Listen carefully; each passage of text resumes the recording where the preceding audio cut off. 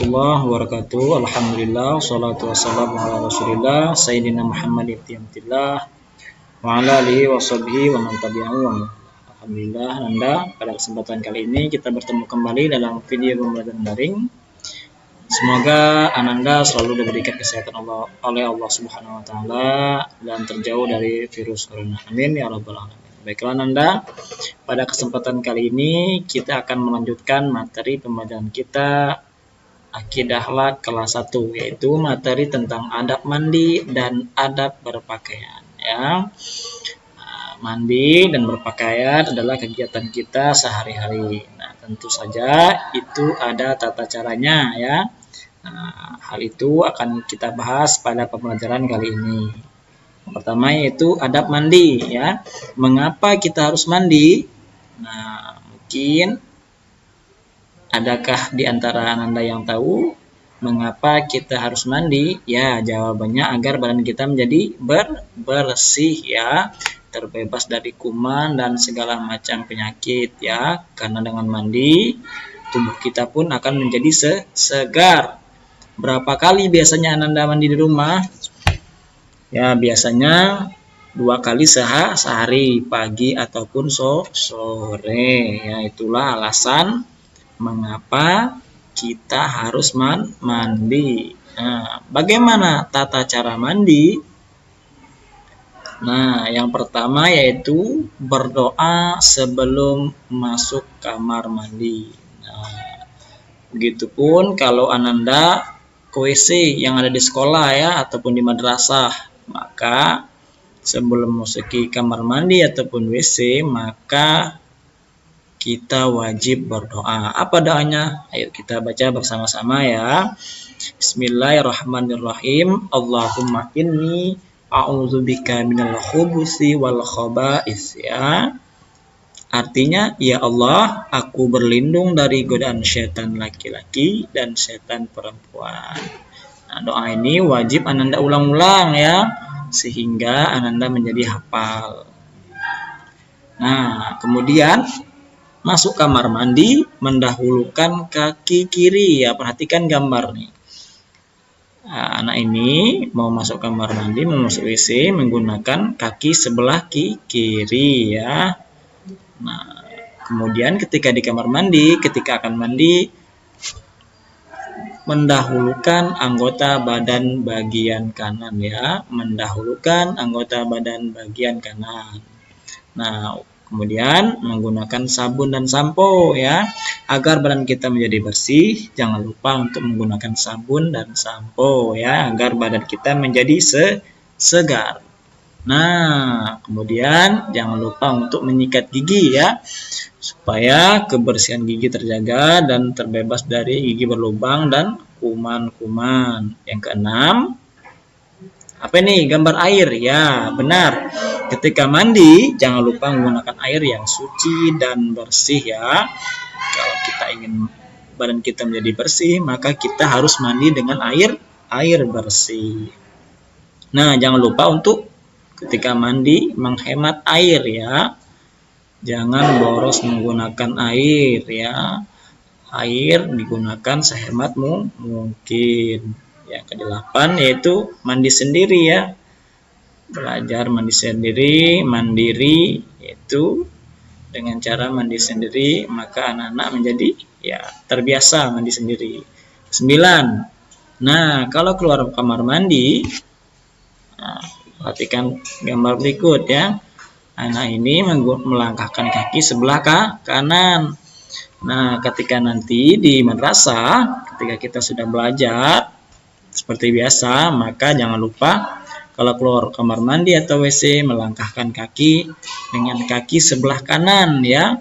Jangan sebelah kiri. Kalau tadi masuk WC menggunakan kaki sebelah kiri, ketika keluar kamar mandi menggunakan kaki sebelah kanan. Nah, setelah keluar WC jangan lupa membaca doa.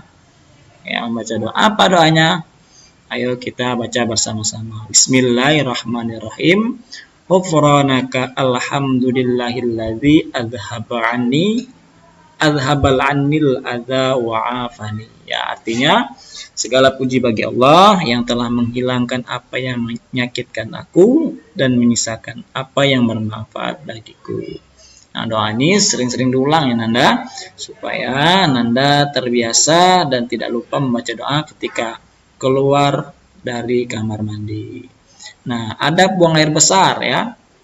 Ada buang air besar dan ada buang air kecil. Nah, kalau buang air besar, tata caranya atau adabnya itu yang pertama, buang air besar di tempat tertutup ya, jangan di tempat yang terbuka. Yang kedua, dilakukan dengan jongkok, jangan berdiri. Begitupun di WC sekolah Nanda, jangan berdiri ya, tapi dengan jongkok. Yang ketiga, tidak membelakangi atau menghadap kiblat. Apa itu kiblat? Kiblat itu arah kita sholat ya. Tidak boleh membelakangi atau menghadap kiblat. Yang keempat, di dalam kamar mandi tidak boleh membaca Al-Quran ya, seperti membaca ayat-ayat Al-Quran seperti Bismillahirrahmanirrahim ataupun hal-hal lainnya, yaitu sangat dilarang. Kelima, bersuci dengan tangan kiri ya. Ketika ingin membersihkan setelah buang air besar, ya silakan bersuci dengan tangan kiri ya, jangan tangan kanan, tapi menggunakan tangan kiri. Nah, itu tadi adab adab mandi ya. Sekarang kita akan membahas adab memakai pakaian atau berpakaian ya. Yang pertama itu memakai pakaian itu harus yang bersih ya, memakai pakaian yang bersih. Nah, sebelum memakai pakaian, kita berdoa dulu. Ayo kita baca doanya bersama-sama. Bismillahirrahmanirrahim.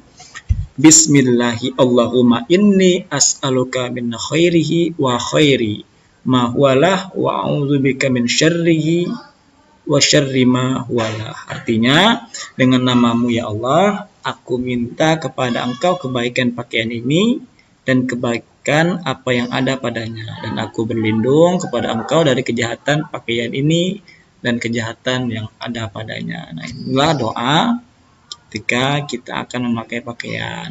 Bismillahi Allahumma inni as'aluka min khairi wa khairi ma huwalah wa a'udzubika min syarri wa syarri ma huwalah ya. Yang ketiga yaitu mendahulukan badan sebelah kanan ya. Ketika ingin memakai pakaian, usahakan dari sebelah kanan dulu ya. Misalnya baju kemeja ya, sebelah kanan dahulu, lengannya baru sebelah kiri ya. Nah, yang tadi adab memakai pakaian. Sekarang adab melepas pakaian. Sebelum melepaskan pakaian, ucapkan Bismillahirrahmanirrahim ya. Ucapkan Bismillahirrahmanirrahim. Kemudian keduanya mendahulukan bagian kiri ya. Bagian sebelah kiri pakaian kita ya. Baju maupun bagian celana, kita mendahulukan melepasnya sebagai bagian yang kiri. Yang ketiga yaitu melepas baju dengan tenang, jangan tergesa-gesa, tidak boleh tergesa-gesa. Nah, ketika ingin melepas pakaian, kita ucapkan doa terlebih dahulu ya. Apa doanya? Bismillahirrahmanirrahim. Pendek doanya, Bismillahirrahmanirrahim. Bismillahillazi la ilaha illahu. Bismillahillazi la ilaha illahu. Artinya dengan nama Allah yang tiada Tuhan selainnya. Yang kelima, setelah melepaskan baju tadi, jangan lupa untuk meletakkan baju pada tempatnya. Jika itu pakaian yang sudah kita pakai, maka diletakkan pada tempat pakaian kotor ya Nanda. Nah, itulah pelajaran tentang adab masuk kamar mandi, adab keluar kamar mandi, adab sebelum memakai pakaian, dan adab melepas pakaian.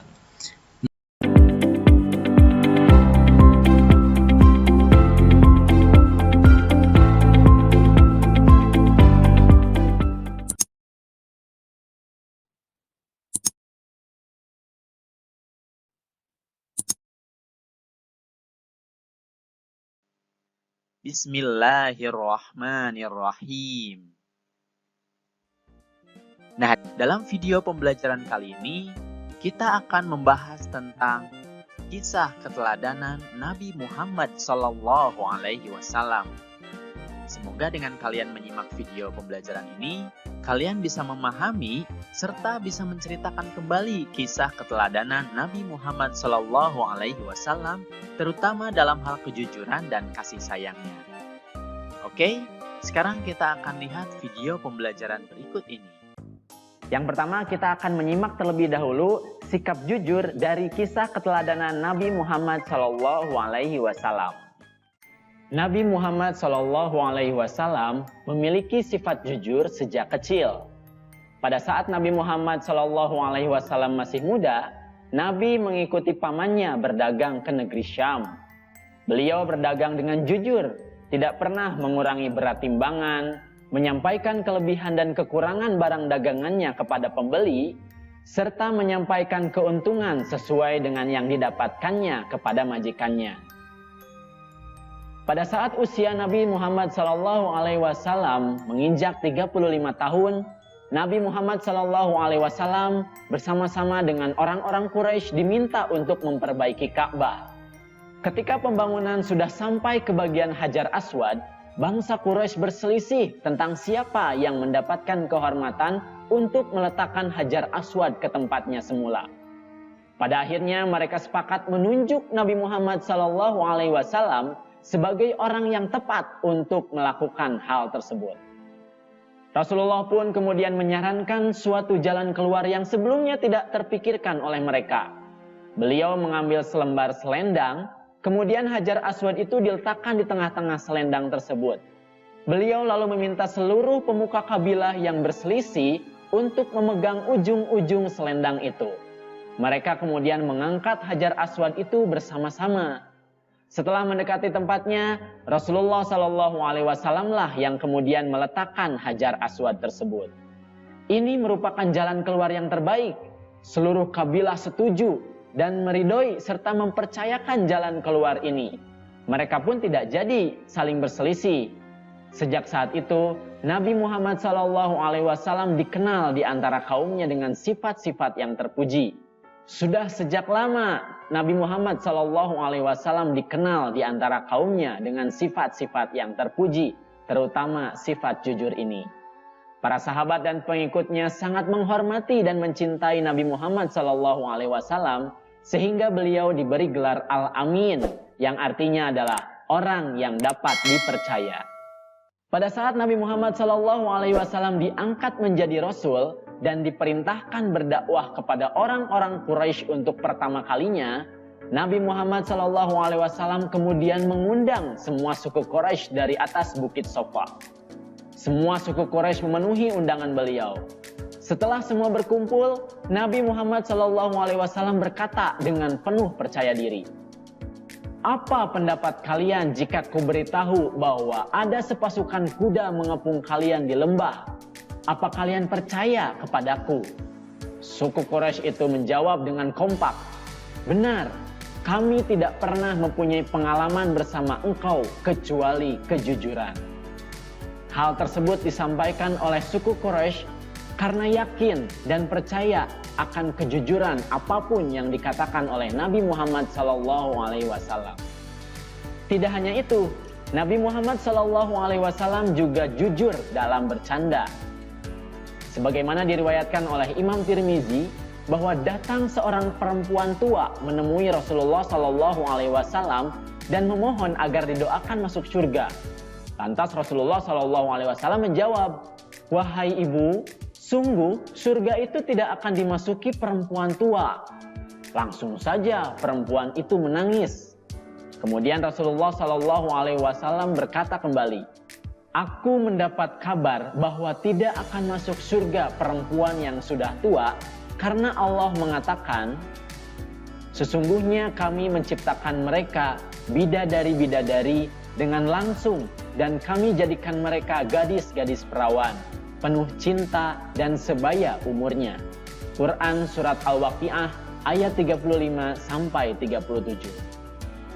Seketika itu juga, perempuan tua yang menangis tadi pun tersenyum dan mengetahui bahwa di dalam surga, semua yang tua akan dijadikan muda.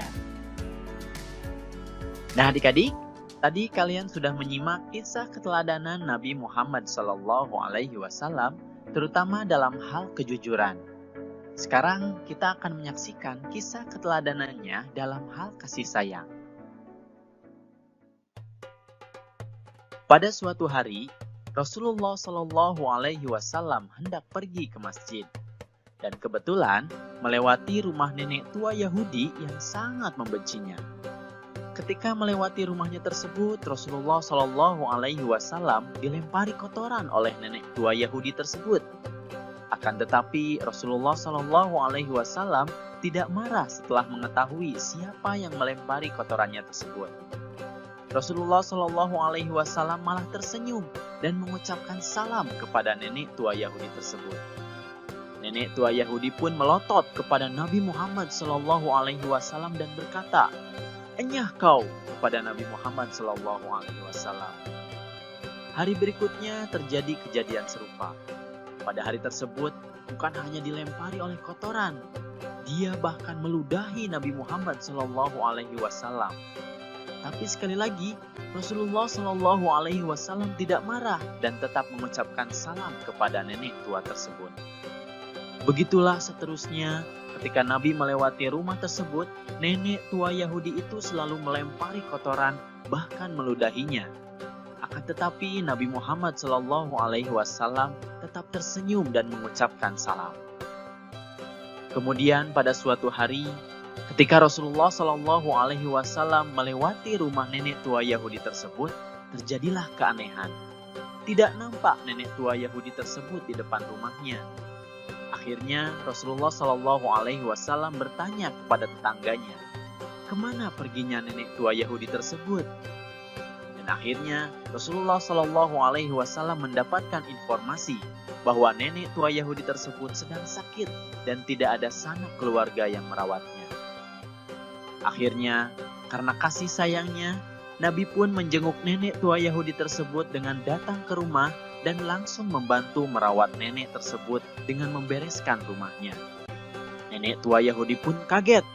Ada orang yang menengok dan membantunya, padahal sanak saudaranya pun meninggalkannya. Setelah tahu bahwa yang menjenguk dan membantunya adalah Nabi Muhammad SAW, nenek tua Yahudi tersebut menangis.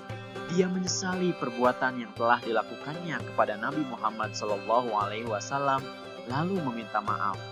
Dan akhirnya nenek tua Yahudi pun masuk Islam.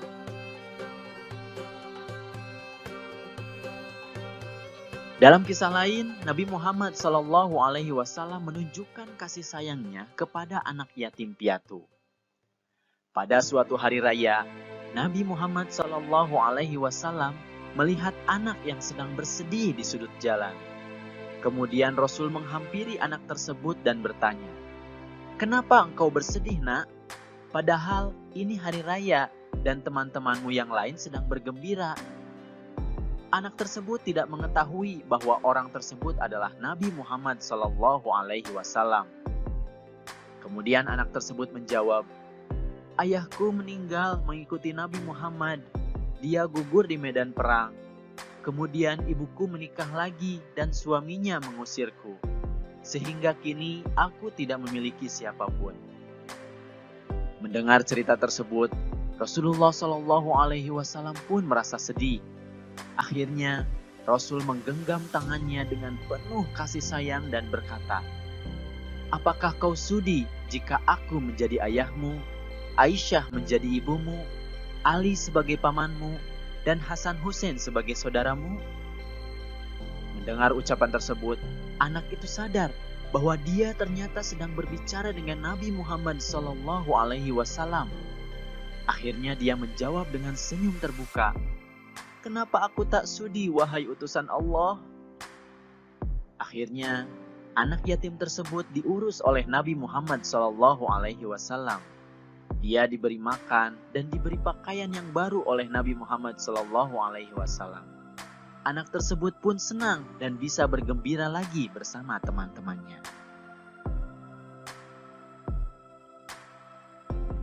Nah adik-adik, Rasulullah SAW pun sangat menyayangi cucunya hingga mengeluarkan hadis tentang kasih sayang. dikisahkan dalam sebuah riwayat adalah sebagai berikut. Nabi Muhammad SAW mencium cucunya Hasan bin Ali radhiyallahu an. Sedangkan di dekat beliau ada Aqra bin Habis. Aqra berkata, "Aku mempunyai 10 anak, tetapi aku tidak pernah mencium seorang pun di antara mereka." Mendengar hal itu, Rasulullah SAW memandang Aqra lalu bersabda, "Barang siapa tidak mau berbelas kasih, maka ia tidak akan mendapatkan belas kasih." Hadis riwayat Bukhari Muslim. Nah adik-adik, selain menyayangi manusia, Rasulullah SAW pun menyuruh kita untuk menyayangi lingkungan, baik hewan maupun tumbuhan. Nabi Muhammad SAW memiliki seekor kucing yang bernama Muiza. Pada suatu hari, kucing tersebut tidur di atas jubah Nabi Muhammad SAW. Karena kasih sayangnya, Nabi Muhammad SAW tidak tega membangunkan kucing tersebut. Akhirnya, Nabi memotong jubahnya tersebut dan membiarkan kucingnya tidur dengan pulas tanpa terganggu sedikit pun. Lalu, setelah Nabi Muhammad SAW pulang, kucing tersebut pun membalas kebaikan Nabi Muhammad SAW dengan bersujud kepadanya. Rasul pun menyayangi kucing tersebut dengan mengelus-elusnya. Selain itu, di kesempatan lain, karena kasih sayang tersebut, Nabi Muhammad SAW sering menggendong kucingnya tersebut dan menaruhnya di paha ketika menerima tamu. Nah adik-adik, tentang kepedulian kepada lingkungan ini, Rasulullah SAW pun pernah bersabda, "Siapa yang memotong pohon sidrah atau bidara besar di sebuah tanah yang luas karena usil, bahkan semena-mena, sedangkan berteduh di bawahnya musafir dan hewan-hewan Allah, maka ia akan menghadapkan wajahnya ke neraka." Hadis riwayat Abu Dawud. Nah itulah adik-adik beberapa kisah tentang kasih sayang Nabi Muhammad SAW. Semoga kalian bisa meneladaninya ya.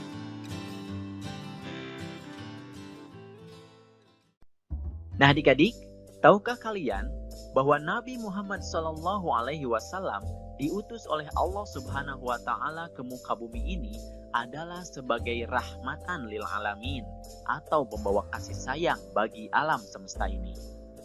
Misi tersebut bukan hanya bagi bangsa Arab ketika itu, tetapi juga bagi seluruh alam sampai sekarang dan akhir zaman. Tentunya kalian ingin tahu lebih jauh kan, apa sih tujuan Nabi Muhammad SAW berdakwah? Tujuan dakwah Nabi Muhammad SAW adalah untuk mengubah keadaan masyarakat yang jahiliyah menjadi masyarakat yang sejahtera berdasarkan agama tauhid, yaitu agama yang meyakini bahwa Allah Subhanahu wa Ta'ala adalah Tuhan yang Maha Esa. Selain itu, dakwah beliau juga bertujuan untuk menanamkan akhlak terpuji yang senantiasa membawa kebaikan baik kepada sesama manusia maupun kepada lingkungan sekitar kita.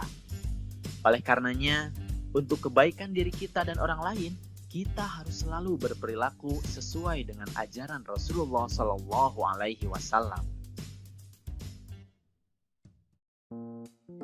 Nah adik-adik, itu saja video pembelajaran tentang kisah keteladanan Nabi Muhammad SAW.